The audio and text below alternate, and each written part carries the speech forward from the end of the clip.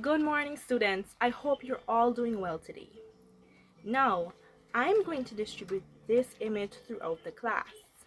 It is your job to take 1 minute and carefully observe what's happening here or what you think is happening here.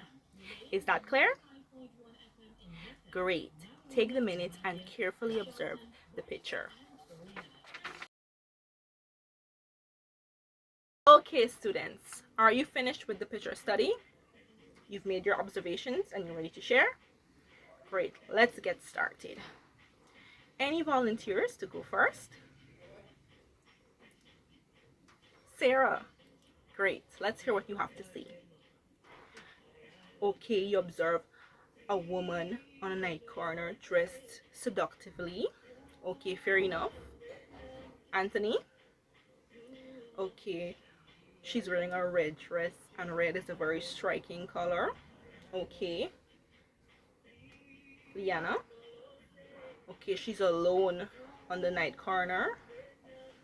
Okay, these are some very interesting observations. Now, yes, Jacob. Okay, she's quite attractive or beautiful. Okay, that's a fair observation. Now, why do you think she's dressed that way, Jacob? Okay, so she can appear alluring. Does anyone else have any observations? You think deep down the woman is sad? Interesting, why? Okay, because she's all alone on the corner at night time.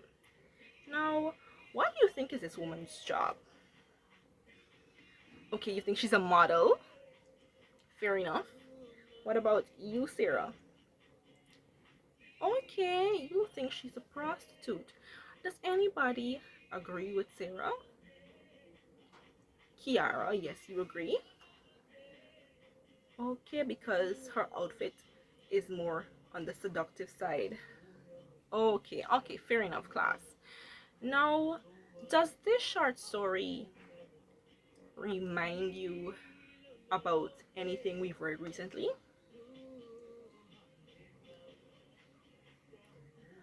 Okay, it reminds you of what? Shavine by Hazel Simmons McDonald. Great observation. Yes, this image is kind of a trigger to that story. Now, after we've observed this image and we see this girl is on the road corner, some of you say she's attractive, some of you say she's alluring, some of you say she might be lonely. Now, why do you think she might be lonely? Okay, okay, Samantha. So, because your classmate Sarah said that she might be a prostitute and she's alluring, you think people might be looking down on her, like in the story Shabine? Yes, I do understand that perspective. Okay, great, class. Now, before we move on, let's have a brief summary of what actually took place in the story Shabine. Do I have any volunteers? Julius. Wonderful. Go on.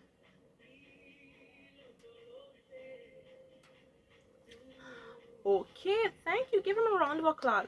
Round of applause. That was a brilliant summary. So, as Julia said, Shabine is a short story. It's narrated by a young man who observed this girl. Her name is Justine, also known as Shabine.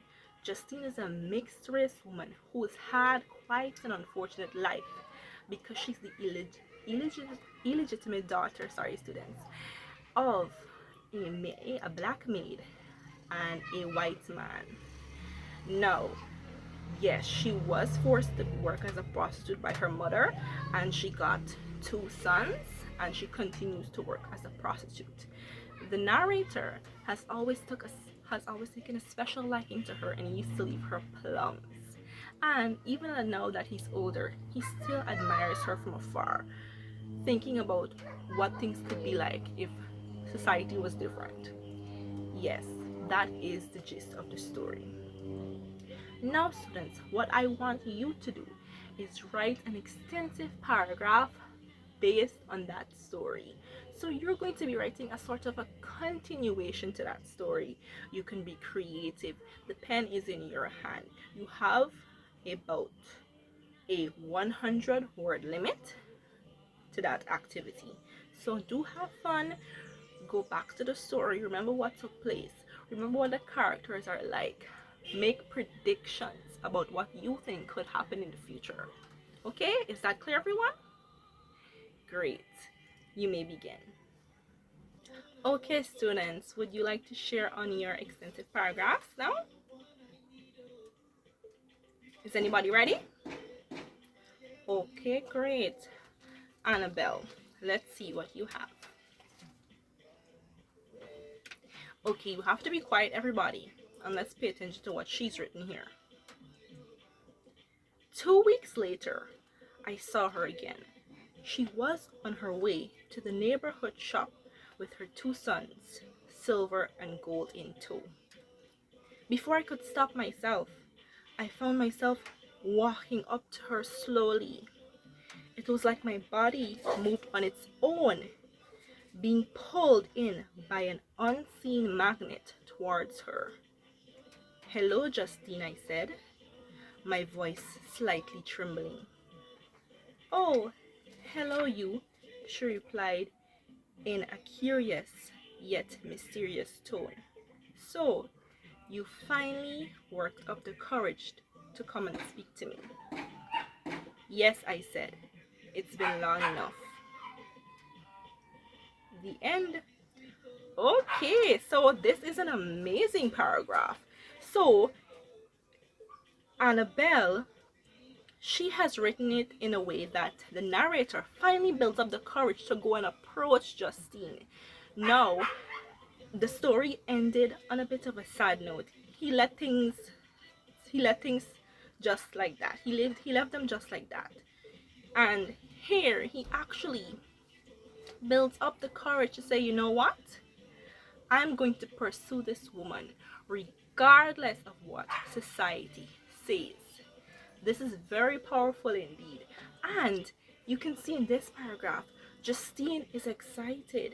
She's curious. She's like, "Oh wow, I've seen you watching at me, and you finally built up the courage to come and say hello." Well, I'm actually very interested in this paragraph. I would love to see where it would go. Thank you very much for sharing. Alright, students, I thoroughly enjoyed your paragraphs. They were incredibly insightful into who you are as persons, and I really enjoyed reading them. Now, to close off today's lesson, we're going to be having a little bit of a sharing circle activity. Now, I have in my hand here the microphone. In our circle, we're going to take some time to really reflect on this story and how it has affected us, okay? So, what you're going to do is state one way in which you relate to any of the characters in the short story, Shebang. Okay? Is that understood? Wonderful. Let's get started. Who would like to begin? Sabrina? Okay, here. You take the mic.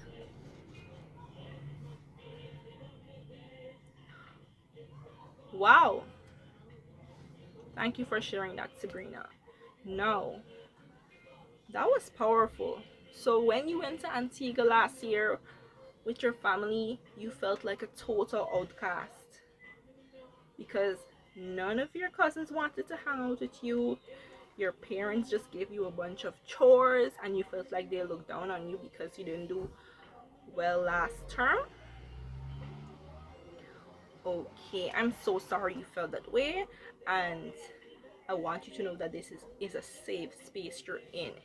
And yes, sometimes, like Shabine in the short story, we can all feel like total outcasts, whether it's in society as a whole, our smaller communities, our families, our church. We can all experience feelings like that. Yes, Brianna? Okay, sometimes you really want to do something, like try a new sport or ask for something, but instead you just stay on the sidelines and wonder. Wow. Wow, Brianna. That is impactful. So you see, who do you think Brianna relates to? The narrator, yes, because most of the story he just sits on the sideline and he doesn't directly approach her, he just leaves the plums. Yes, sometimes we can be so afraid to actually go out there and do something, and that same thing may change our lives for the better. Okay, so sometimes if the situation is safe, if you think it's not going to harm you, you can use your voice and share and ask and try something new. Okay, is anybody else? All right, Caleb, lovely. Okay, you relate to uh, the shebang in what way? Okay, so the narrator giving her paradise plums remind you of when you were lonely and isolated, and your now best friend offered to share some snacks with you, and that's how you began to talk and became best friends today. Well, that's lovely. That is actually a very good way to end the class on a high note. Thank you all so much for sharing. Do enjoy the rest of your day. Goodbye.